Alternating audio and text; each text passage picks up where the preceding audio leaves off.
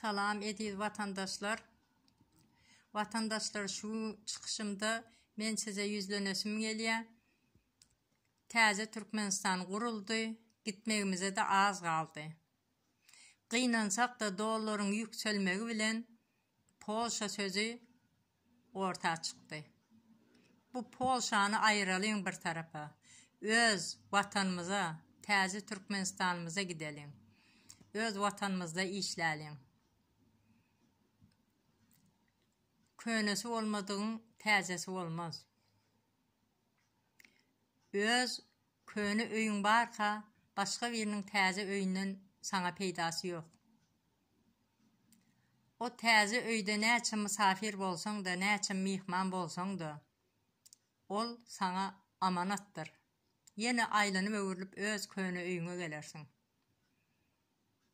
Diýmek islediğim, yine de aylanıp öwürlüp gelecek yerimiz bizim Türkmenistan.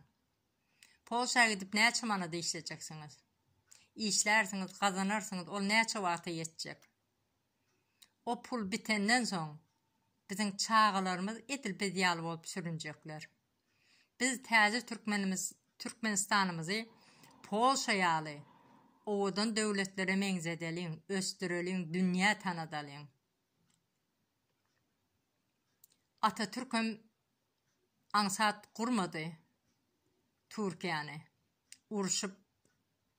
Urşun içinde, söwüşün içinde gezdi. Türkiýany Türkiýe etdi.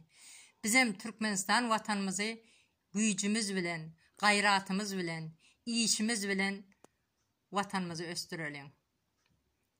Polşa gitmeyelim.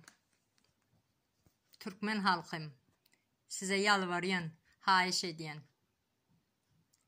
Öz vatanımızda bir ışık yanan wagtyny o ışığın öňüne perde tutmalyň.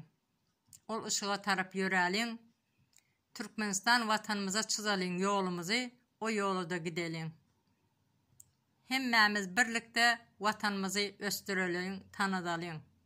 Haýyş sizden. Hoş, sağ olun.